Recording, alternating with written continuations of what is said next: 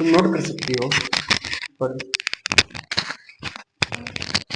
लो ऊपर मैंने बोला, ऊपर। सही महाराज, ये गया ही नहीं। देखो मैं सबसे पहले इसको एक्सप्लेन कर देता हूँ, ठीक।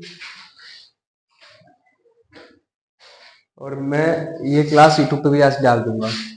इसमें देखो यहाँ तक तो आ रहा हूँ ना, आ रहा हूँ। ये आ रहा है ना, ये आ रहा है, हाँ बस इतना ठीक है। तो हम जो चैप्टर का रिवीजन कर रहे हैं उसका नाजिम वाला चैप्टर है।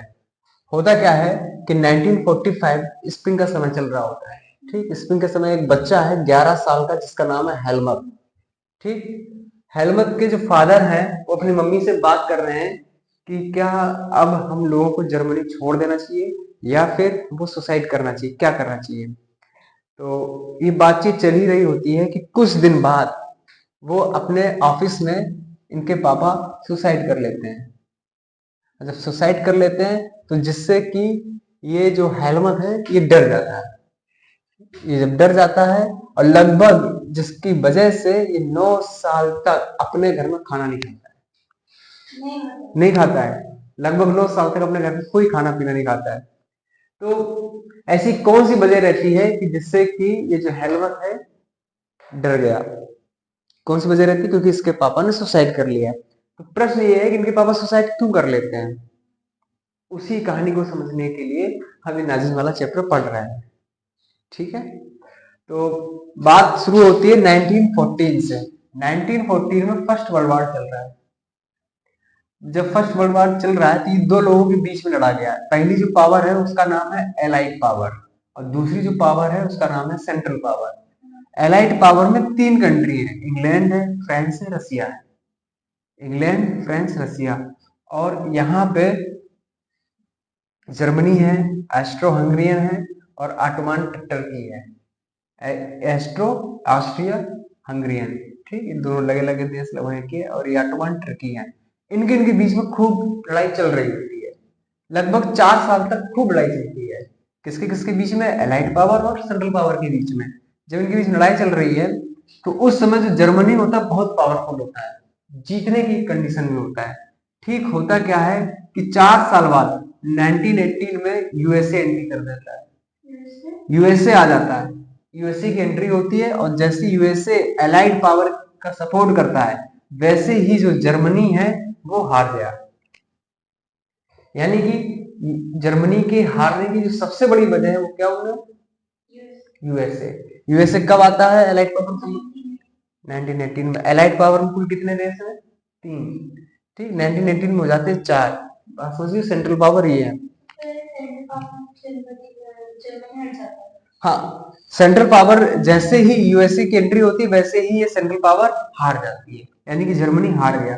अगर ये यूएसए नहीं आता तो जर्मनी जीत जाता, ठीक। यहां तक कोई दिक्कत? और जैसे ही जर्मनी हार जाती है, जर्मनी हार गया है तो वहां का जो एम्परर है वो एब्डिकेटेड कर देता है, यानी कि अपना जो सिंहासन है वो राजगद्दी वो छोड़ देता है और रिजाइन दे देता है। रिजाइन कहने का मतलब है कि छोड़ के चला गया। अब जर्मनी में कोई गवर्नमेंट नहीं है, no government. The country will not run without government, ठीक। ना ही राजा है ना ही गवर्नमेंट, कुछ भी नहीं है। और जर्मनी जो है बहुत बुरी तरह युद्ध में हार चुका है। बात समझ में आ रही? कोई दिक्कत कैच कर रही है ना? ठीक। इसके बाद क्या होता है कि जर्मनी में, मान लो कि जर्मनी में एक मैप है, जर्मनी में एक जगह पड़ती है बेमर। तो वहां पे कुछ लोग इकट्ठा होते हैं, कुछ लोग जैसे कुछ लीडर लोग इकट्ठा होते हैं बेमर जगह पे। और जहां वहां पे वो इकट्ठा होके एक यूनियन बनाते हैं जिसका नाम होता है बेमर रिपब्लिक। एक यूनियन बनाते हैं जिसका नाम होता है बेमर रिपब्लिक। और ये जो बेमर रिपब्लिक है ये नेशनल असेंबली क्रिएट करती है। ये जो बेमर रिपब्लिक यूनियन है एक असेंबली क्रिएट करती है जिसका नाम होता है नेशनल असेंबली। नेशनल असेंबली जैसे ही आती है वैसे ही देश में पहला काम करती है कि फेडरल स्ट्रक्चर लाती है। बेमर रिपब्लिक बोल सकते हो कि बेमर रिपब्लिक ही जो नेशनल असेंबली है वही बेमर रिपब्लिक है। यानी बोल सकते हो कि बेमर रिपब्लिक एक असेंबली क्रिएट करती है जिसको बेमर रिपब्लिक बोला गया। कहाँ पे ये बेमर रिपब्लिक है? वेमर एक जगह है, कहाँ पे, जर्मनी में। ठीक, तो ये जैसे ही ये नेशनल असेंबली या वेमर रिपब्लिक है, ये पूरी जर्मनी की गवर्नमेंट हो गई, अब पूरी जर्मनी को रिप्रेजेंट करने लगी इस समय। ठीक है, तो सबसे पहला काम ये क्या करती है कि फेडरल स्ट्रक्चर्स लाती है, फेडरल स्ट्रक्चर्स लाती है। इसका मतलब ये होता है कि हमारी जो गवर्नमेंट है वो कई हिस्सों में वर्क करेगी, स्टेट का अलग गवर्नमेंट होगा, इसकी डेमो। ठीक, दूसरी चीज है कि डेमोक्रेटिक कंट्री बनाने का पूरा प्रयास करता है, यानी कि एक डेमोक्रेटिक कॉन्स्टिट्यूशन लेके आती है। कौन लेके आ रहा है, वेमर रिपब्लिक। ये कब आया है, हार जाने के बाद। वेमर रिपब्लिक ही क्यों बोला गया, क्योंकि वेमर एक जगह है, वहां पे कुछ लोग इकट्ठे हो जाते हैं, ठीक, जिसको नेशनल असेंबली बोला गया, और वेमर रिपब्लिक। और दूसरा क्या करते हैं, जो दूसरा पॉइंट है इसका, people of Germany elected members for the German parliament. जो जर्मनी के लोग हैं वो अपने मेंबर्स इलेक्टेड कर सकते हैं, वोटिंग का अधिकार मिल गया, किसको मिल गया, जो जर्मन के लोग हैं। ठीक, क्यों मिला, क्योंकि वेमर रिपब्लिक ने ऐसी व्यवस्था कर रखी है। तो वेमर रिपब्लिक के आने की वजह से क्या क्या होता है कि देश को फेडरल स्ट्रक्चर मिलता है, डेमोक्रेटिक कॉन्स्टिट्यूशन मिलता है, लोगों को वोटिंग करने का अधिकार मिलता है। कहाँ पे मिलता है, जर्मन पार्लियामेंट, और जर्मन पार्लियामेंट का नाम है रिक्सटैग। नहीं समझ में आया, फिर से सुनो, कहां से, यहां से ना। वेमर रिपब्लिक एक नेशनल असेंबली है। ये नेशनल असेंबली इसलिए बनाएगी क्योंकि बिना गवर्नमेंट के देश चल नहीं सकता है, और जैसे वेमर रिपब्लिक आती है, ठीक, वैसे ही ये देश में कुछ चीजें इंप्लीमेंट कर देती है। ये कहती है कि हमारा एक फेडरल स्ट्रक्चर होगा, पहला। दूसरा होगा कि हमारा एक डेमोक्रेटिक कॉन्स्टिट्यूशन बनेगा, दूसरा। तीसरा होगा कि डेमोक्रेटिक कॉन्स्टिट्यूशन है तो ये देश में वोटिंग कर पाएंगे, ठीक, यानी कि जो पीपल्स होंगे वो वोटिंग करने के उनको राइट मिलेगा।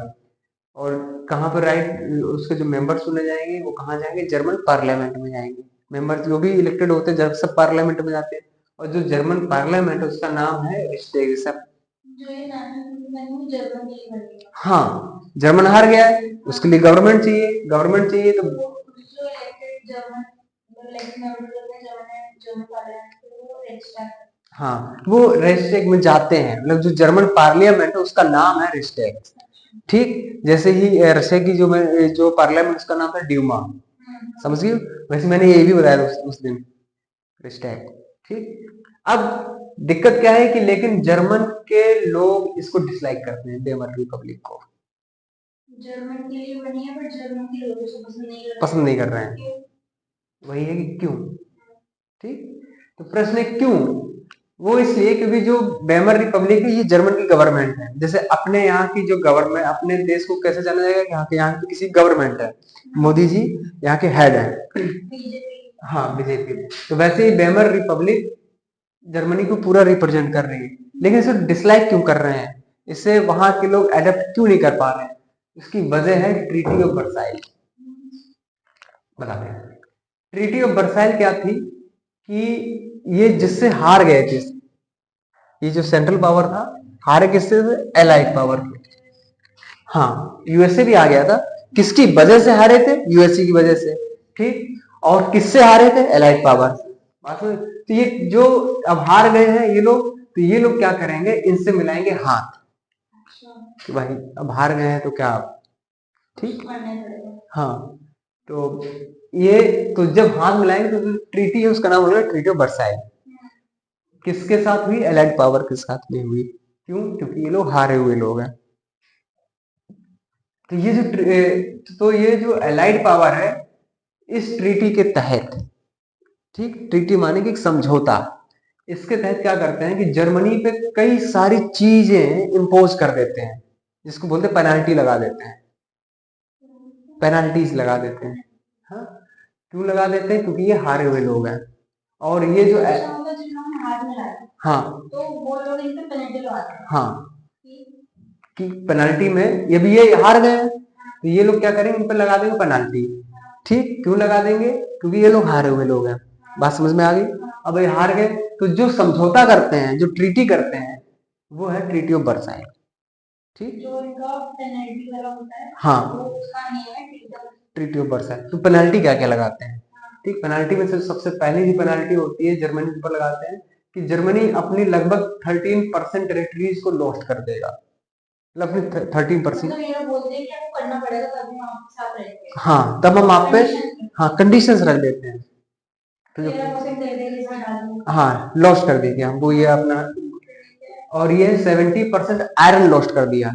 आयरन मतलब लोहा, हाँ जर्मनी के पास था। तो वो ये लोग हमको दे देंगे। हाँ कह रहे कि हमको अपना 70% आयरन दे दो, हाँ। अपनी 13% अपनी टेरिटरीज दे दो। बट वो लोग इनके पास जाएगा ना, इनके पास आएगा जब सेंट्रल और एलाइड पावर में हाथ मिला दिया, ठीक है, सेंट्रल पावर ने सारा सामान दे दिया। हाँ अब दोनों तो एक हो गए ना। कौन दोनों? ये दोनों हाँ। एक नहीं हुए हैं। हम तुम एक तभी रहेंगे जब आप हमारी बात मानोगे। तो एक होने का सामान दे दिया, हाँ एक हो गए, हाँ सामान फिर एक ही बात है। मतलब सामान इन्होंने ये एक ही इस कंडीशन पे हुए हैं।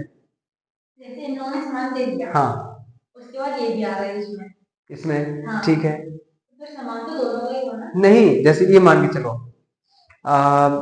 ये एक तरीके की जैसे कि पति और पत्नी है, ठीक, पति पत्नी बीच में वो नहीं वाइफ्स मैच नहीं कर रही हैं, तो पत्नी कह रही है कि हमको ये चाहिए ये चाहिए ये चाहिए तभी मैं आपके साथ रहूंगी, और इस पे आपका कोई भी अधिकार नहीं होगा। हमको हाँ हमको अपना हाँ जो हमको यूपीआई आईडी है वो दे देनी है, आपकी तिजोरी की चाबी हमको देनी है, और आप हमसे कभी भी ये चाबी मांग नहीं सकते हो। आप मैं जितने बजे तक टीवी देखूं आपको कोई एतराज नहीं होना चाहिए, मैं इंस्टा चलाऊं आपको कोई एतराज नहीं होना चाहिए, आपको कुछ नहीं बोलना चाहिए। बोला हाँ भाई ठीक है, कुछ कुछ ये भी मान गए। तो ये जो एलाइड पावर है सेंट्रल पावर से यानी जर्मनी से कह रहे हैं कि आप अपने 13% टेरिटरीज हमको देंगे, 75% आयरन देंगे, 26% कोयला देंगे, ठीक। हाँ मतलब जो जो इनके पास है वो उसमें हमको दो। हाँ और आपकी अपने देश की कोई भी मिलिट्री नहीं रहेगी, डिमिलिटराइज्ड रहेंगे आप, ठीक। और हम उन पर जो कंपेंसेशन लगा लगभग $6 बिलियन का कंपेंसेशन लगा दिया, मतलब हाँ 6 बिलियन, हाँ बिलियन। तो इतनी सारी चीजें लगाई तो लगाई, ठीक। साथ में 1920 में एक जगह है राइनलैंड, राइनलैंड एक जगह है जर्मनी में, उस वो जो जगह है वो है रिच रिसोर्सेस की, वो जगह भी इन लोगों ने ऑक्यूपाइड कर ली, किसने? एलाइड पावर, ठीक। तो जब ये लोग अपने इसमें शर्तें लेके जाते हैं एलाइड पावर के लोग जर्मनी के पास कि हम आपसे ये सारी चीजें चाहिए, अगर आप ये सारी चीजें देने को तैयार हैं तब हम आपको बंदी नहीं बनाएंगे, यानी कि आपके देश पे कब्जा नहीं करेंगे और हम आपसे हाथ मिला लेंगे, ठीक। तो जर्मनी को रिप्रेजेंट कौन कर रहा था उस समय? Weimar Republic. वेमर रिपब्लिक इनकी सारी शर्तें मान जाता है। तो ये जो हाँ मान जाता है, जब ये सारी शर्तें मान जाता है यानी कि ये समझौता मान लेता है, तो ये इसी को बोला गया ट्रीटी ऑफ वर्साई। अब जिस घर का इतनी सारी चीजें ये लोग मान ले जाएं, उस घर के लोग इसे पसंद करेंगे? अपने देश का मान लो कि पाकिस्तान चला, जो कश्मीर है वो पाकिस्तान में चला जाए, अब मोदी जी बोले कि हाँ हम अपने देश का पाकिस्तान जो कश्मीर है वो पाकिस्तान को दे देते हैं, हमारी जो दिल्ली है वो आज से अमेरिका के उसमें अंडर में आ गई, या हमारा जो वो है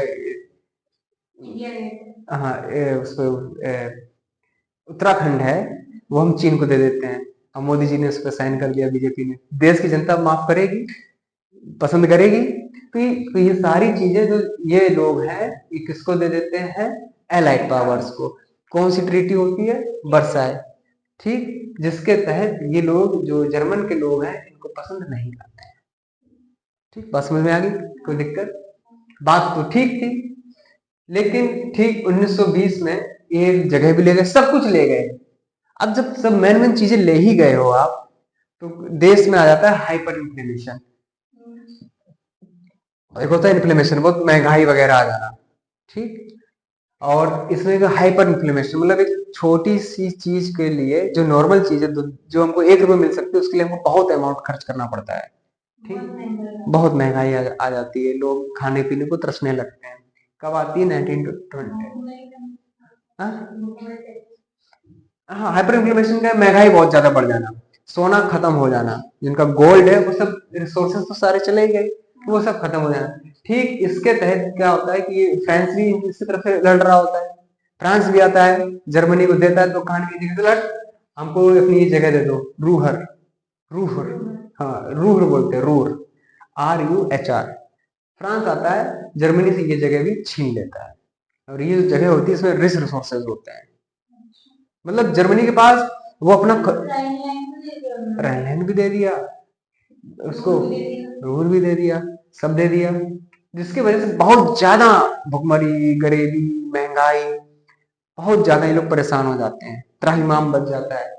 ठीक इसी समय जर्मनी की हालत पूरी एक बिल्कुल वैसी है जैसे कि एक मरा हुआ या अधमरा खच्चर, गधा, ना वो उठ पा रहा है, ना वो दौड़ पा रहा है, कुछ भी नहीं कर पा रहा, बस चल रहा है जैसे चल रहा है। ठीक किसकी वजह से? अगर ये सारी चीजें इनके पास होती, ठीक जर्मनी के पास होती, तो ये सब नौबत ना आती। जनता को तो यही लगता है कि हमारे जितने भी सब मेन मेन चीजें सब आपने दे ही दी, ठीक तो हाँ, तो हम इस पे खुद से अपना इनोवेशन करते, अपना खुद से रिसोर्सेज बनाते।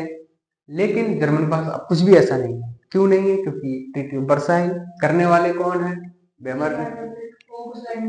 ठीक अब जो ये जो ट्रीटी ऑफ वर्साइल होती है, ये होती है नवंबर 1918 में। तो ये सब शर्तें कब मांगी? क्या शर्तें कब मांगी? हाँ 1918 में मानते हैं, नवंबर में ट्रीटी ऑफ वर्साइल करते हैं। ठीक और जनता को ये लगने लगता है कि मोदी जी ने सब कुछ दे दिया, ठीक यानी कि वेमर रिपब्लिक ने सब कुछ दे दिया उन सबको, तो ये जनता को ये लोग क्रिमिनल लगने लगते हैं। कौन लोग? वेमर रिपब्लिक के लोग। ठीक क्या लगने लगे? क्रिमिनल। इसीलिए इन लोगों को बोला गया, ये जो घटना घटती है, इंसिडेंट है, इसको बोला गया नवंबर क्रिमिनल्स, नवंबर क्रिमिनल्स। हाँ नवंबर क्रिमिनल्स का मतलब यही है कि ट्रीटी ऑफ वर्साइल, ऐसे वो नेता जिन लोगों ने ट्रीटी ऑफ वर्साइल की थी। ठीक 1918 से हम 19 इसमें आ जाते हैं, हाइपर इम्प्लीमेशन होता है, फ्रांस से इनकी एक और जगह ले जाता है, रूहर भी ले गया, जर्मनी पूरी तरीके से अधमरा है, भुखमरा है, कुछ नहीं बचा है, लगड़ा के चल रहा है। ठीक इसी समय फिर एंट्री होती है यूएसए की। यहाँ पे किसकी वजह से हारे थे?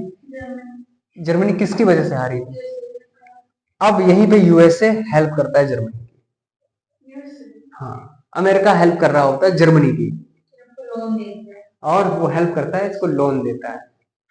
ठीक और जिस प्लान के तहत लोन देता है उसको बोलते हैं दावेस प्लान। हाँ प्लान है कि हम आपको लोन देंगे। ठीक तो उस प्लान का नाम होता है दावेस प्लान। आपसे पूछा क्या जा सकता है कि what is the treaty of Versailles? Treaty of Versailles क्या थी? आप ये लिख सकते हैं, हाँ ये है ट्रीटी ऑफ वर्साइल। आपसे पूछा जा सकता है कि जो जर्मन के लोग थे, यानी कि जो जर्मनी थे, वो वेमर रिपब्लिक को डिसलाइक क्यों करते थे? लिख सकते। ठीक फर्स्ट वर्ल्ड वॉर किससे किसके बीच में हुआ और जर्मनी क्यों हार गया? लिख सकती हो। और इसके बाद वेमर रिपब्लिक क्या है? लिख, नेशनल असेंबली है, और वेमर रिपब्लिक ने जर्मनी में क्या क्या लेके आया? लिख सकती हो। ठीक दूसरा क्वेश्चन बनता है कि नवंबर क्रिमिनल्स क्या है? लिख सकती हो नवंबर क्रिमिनल्स। ठीक यानी कि ऐसे नेता कि जो जर्मनी वाले लोग हैं वो वेमर को क्रिमिनल मानते हैं, इसलिए नंबर, हाँ उनको नंबर क्रिमिनल्स बोला गया। नंबर क्रिमिनल्स वो लोग हैं। ठीक हाइपर इन्फ्लेमेशन के बारे में लिख सकते हो। अब इसके बाद ये दावेस प्लान लिख सकते हो कि दावेस प्लान जब ये जर्मनी की हाइपर इन्फ्लेमेशन हुआ तो यूएसए ने इसकी हेल्प की थी, जिस प्लान के तहत दावेस प्लान। ठीक लेकिन कब तक हेल्प करता? कब तक? 1929 में यूएसए में भी ग्रेट इकोनॉमिक डिप्रेशन आ गया, माने कि इकोनॉमी के किस में चली गई? डिप्रेशन में चली गई, बहुत बड़ा डिप्रेशन आया। तो यूएसए पे भी इफेक्ट पड़ता है और जर्मनी पे भी इफेक्ट पड़ता है। ठीक तो क्या इफेक्ट पड़ेगा ये मैं आपको जैसे कि सारी ये मैं आपको बोल के लिखवा दूंगा। फैक्ट्रियां वगैरह सब खत्म हो जाती हैं, लोग बेरोजगार हो जाते हैं, और यहाँ पे जर्मनी का इफेक्ट पड़ता है कि जिनको पैसा मिल रहा था तो वो पैसा नहीं मिल रहा है, जिसके वजह से जर्मनी में चोरी बढ़ जाती है, डकैती बढ़ जाती है, लोग क्रिमिनल्स हो जाते हैं। नहीं इम्पैक्ट नहीं पड़ता है, जो आगे दावेस प्लान चलता रहता, लेकिन दावोस प्लान नहीं चल पाया। क्यों नहीं चल पाया? क्योंकि यूएसए में इकोनॉमिक डिप्रेशन आ गया, यानी कि यूएसए के पास खुद पैसा नहीं बचा, तो इसको क्या देगा? तो यूएसए पास पैसा नहीं बचा, उसका क्या इम्पैक्ट पड़ता है? हाँ, जर्मनी के ऊपर क्या इम्पैक्ट पड़ता है और यूएसए के ऊपर क्या इम्पैक्ट पड़ता है? यूएसए पे इम्पैक्ट ये पड़ता है कि उसकी कई सारी फैक्ट्रियां बंद हो जाती हैं। ठीक है, जब फैक्ट्रियां बंद हो जाती है, क्यों ग्रेट इकोनॉमिक डिप्रेशन क्यों आया? क्योंकि यूएसए का वो था, एक्सचेंज था, वो काम नहीं कर रहा था। जैसे जहाँ पे लोग पैसा वैसे लगाते हैं, एक्सचेंज, जिसकी वजह से यूएसए पे इफेक्ट पड़ा, यूएसए पे इफेक्ट पड़ा, इस पे पड़ा। ठीक, यानी कि देने वाला ये था, जब उसके पास ही नहीं थी इसके। तो फिर से जर्मनी फिर एक बार जो उठ रहा था फिर से गिरने लगा, और जब ये गिरता है फिर से जर्मनी एक बार बुरी तरह हार गया है, परेशान है, और यही वजह बनती है राइज ऑफ हिटलर के आने की। हाँ, अब यहाँ पे हिटलर की एंट्री होती है, जब जर्मनी में इतना सब कुछ हो चुका होता है। अब हिटलर भाई साहब आते हैं, हिटलर के बारे में थोड़ा सा कुछ जान लेते हैं। हिटलर का जो जन्म होता है वो होता है ऑस्ट्रिया में। ये ऑस्ट्रिया, हाँ ये ऑस्ट्रिया, यही ऑस्ट्रिया है, ऑस्ट्रोआ। ठीक, और 1889 में होता है। ठीक, हिटलर जो है बहुत गरीब, वेरी पुअर फैमिली से बिलोंग करता है, वेरी पुअर है। ठीक, और जो है कि हिटलर उसको जर्मन आर्मी को ज्वाइन करता है। कब ज्वाइन करता है? फर्स्ट वर्ल्ड वॉर में। फर्स्ट वर्ल्ड वॉर कब होता है? अगस्त 1914 में। ठीक है, ये इसको ज्वाइन कर दिया। और हिटलर की खूबी है कि बहुत बड़ा पावरफुल स्पीकर है, मतलब मोदी जी जैसा। ठीक, बहुत अच्छे से कम्युनिकेट करता है, इसकी बात सुनकर लोगों के अंदर ये लगता है कि हमारा नेता। जर्मन आर्मी, नहीं नहीं, नहीं नहीं, ये अब जो हिटलर है, हिटलर की थोड़ा बैकग्राउंड पता कर लेते हैं। हिटलर युद्ध यहाँ पे जब फर्स्ट वर्ल्ड वार हो रहा होता है, तो हिटलर जर्मनी की सेना में होता है और लड़ रहा होता है, समझिए। लेकिन ये सारी पूरी जब घटना घट जाती है तो हिटलर भी अनहैप्पी हो गया है, अनहैप्पी हो जाता है। और ये अनहैप्पी होता है एक तो युद्ध से, इसके बाद ये एरो लिखा है ट्रीटी ऑफ वर्साइल। हाँ, और ये बहुत ज्यादा गुस्से में आ जाता है जब ट्रीटी ऑफ वर्साइल होती है। कहता है कि एक तो हम हार भी गए हैं, मतलब हम हार भी गए हैं, हमारे पास कुछ बचा भी नहीं, जो बचा हमारे कपड़े तक ले गए हैं। ठीक, तो जिसकी ये वजह बनती है, यानी कि हिटलर के आने की जो सबसे बड़ी वजह बनती है वो होती ट्रीटी ऑफ वर्साइल। ठीक, तो हिटलर कौन था, कहाँ से आया था, और उसका बैकग्राउंड क्या था, और ये क्या करता था? पहले ये मिलिट्री में था, जर्मन मिलिट्री में था, जर्मन की तरफ से लड़ा भी था। जर्मनी हार जाती है तो वेमर रिपब्लिक गवर्नमेंट बनाता है, गवर्नमेंट बनाते ट्रीटी ऑफ वर्साइल होगा, जिससे ये अनहैप्पी हो गया। ठीक, यहाँ तक कोई दिक्कत? तो जब ये अनहैप्पी हो गया तो इसे लगता है कि हाँ, तो डिमिलिटराइज हो गए, हमारी मिलिट्री ही नहीं बची है, तो हम कुछ है ही नहीं। तो ये क्या करते हैं 1919 में, 1919 में ये एक ज्वाइन था पॉलिटिकल पार्टी को ज्वाइन कर लेता है। कौन करता है? हिटलर एक पॉलिटिकल पार्टी को ज्वाइन करता है, उस पार्टी का नाम होता है जर्मन वर्कर्स पार्टी। उस पार्टी का नाम है जर्मन वर्कर्स पार्टी, और धीरे धीरे जो हिटलर है वो इसका हेड बन जाता है, जर्मन वर्कर्स पार्टी का। ठीक है, कोई समझ में आ रहा है? हाँ, जर्मन वर्कर्स पार्टी का ये हेड बन जाता है।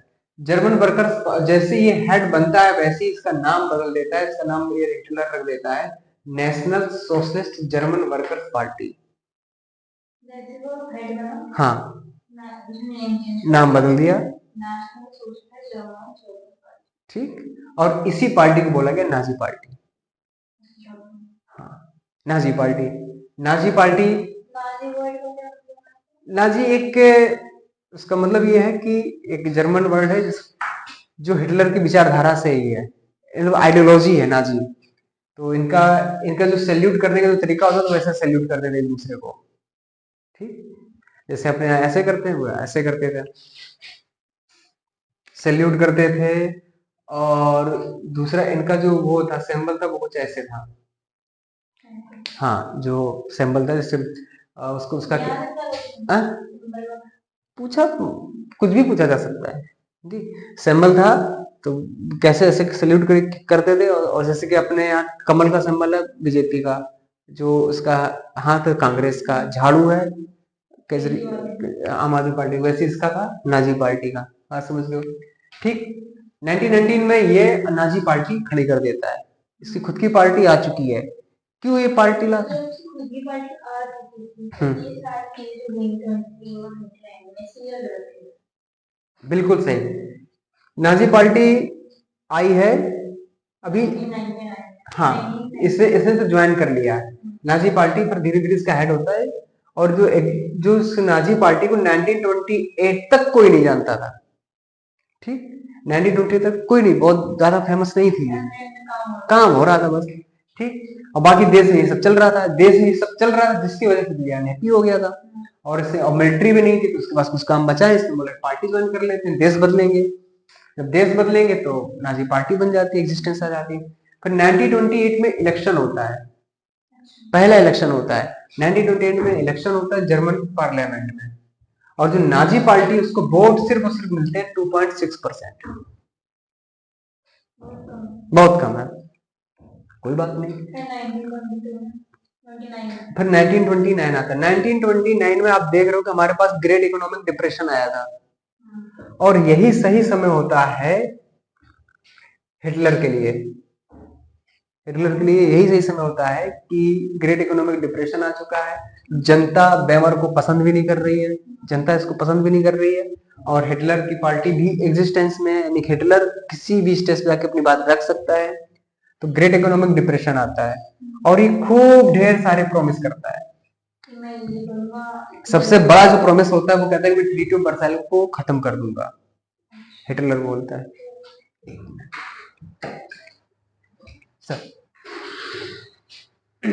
सर तो ये सबसे बड़ा जो इसका प्रॉमिस होता है, कह रहा है मैं ट्रीटी ऑफ वर्साइल को खत्म कर दूंगा। और उसके बाद जो उसका जो प्रॉमिस होता है वो ये है कि मैं जो अपना जो नेशन है उसको सिक्योर करूंगा, उसकी सिक्योरिटी बढ़ाऊंगा, और जो यहाँ पे जो डिप्रेशन वगैरह आ गया है, हाइपर इन्फ्लेमेशन वगैरह है, तो मैं उसको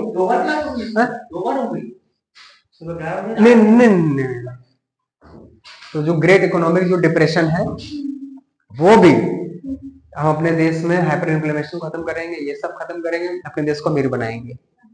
ठीक जो इन लोगों ने जो फ्रांस वगैरह है सारे प्रॉमिस थे, और सब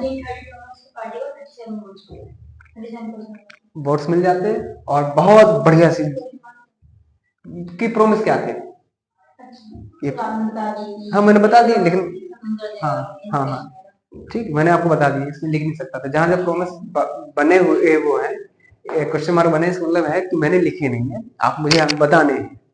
ठीक बता दिया है ठीक। हाँ हाँ ये मैं लिखवा भी दूंगा। ठीक है कि और 1932 में नाजी पार्टी 37% वोट से जीतती है, और सबसे ज्यादा जीतती है। तो ऐसी कौन से वो प्रॉमिस रहते हैं जो आप बता चुके हो, लिखवा भी दूंगा, कि जिसकी वजह से ये जीत जाता। और फिर इसके पास जो सबसे बड़ी ताकत थी वो पावरफुल स्पीकर तो था ही था। हाँ हाँ बिल्कुल देता है। और दूसरी सबसे बड़ी बात यह है कि ये जो वजह थी, इससे जनता बहुत बड़ी परेशान थी कि सब कुछ छीन ले गया। मान लो आपका घर हो सर, हाँ तो ये जो जनता इन सब चीजों से लेकिन इनको परेशान थी। फिर क्या करते हैं कि परेशान थी नाजी पार्टी ने, इसने बोल ही दिया था पावरफुल स्पीकर ने, हम सब खत्म कर देंगे, सब कुछ खत्म कर देंगे। हाँ 30 जनवरी 1933 को होता क्या है, सब लोग खुश होते हैं। तो वहां के जो जर्मनी के जो प्रेसिडेंट है उनका नाम है हिडेनबर्ग। हिडेनबर्ग क्या करते हैं, अपॉइंटेड कर देते हैं किसको, हिटलर को, क्या चांसलर ऑफ जर्मनी। चांसलर मतलब पूरा हेड, हाँ प्रेसिडेंट मतलब चांसलर मतलब एक बहुत ज्यादा पावरफुल हो जाना। एक तो इसकी नाजी पार्टी थी ही, चांसलर भी बन गया।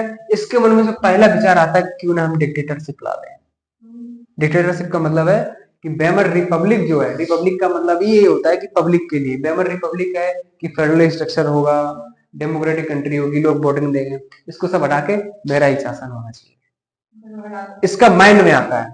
और कहते हैं कि कोई भी विचार मन में जो आता है वो इसीलिए आता है क्योंकि आप वो कर सकते हो, इसीलिए वो माइंड में आता है। ठीक, और भाई साहब को मौका भी मिल गया। 27 फरवरी 1933 को पार्लियामेंट में आग लग जाती है। पार्लियामेंट में कौन सी थी? डिस्ट्रिक्ट में आग लग गई।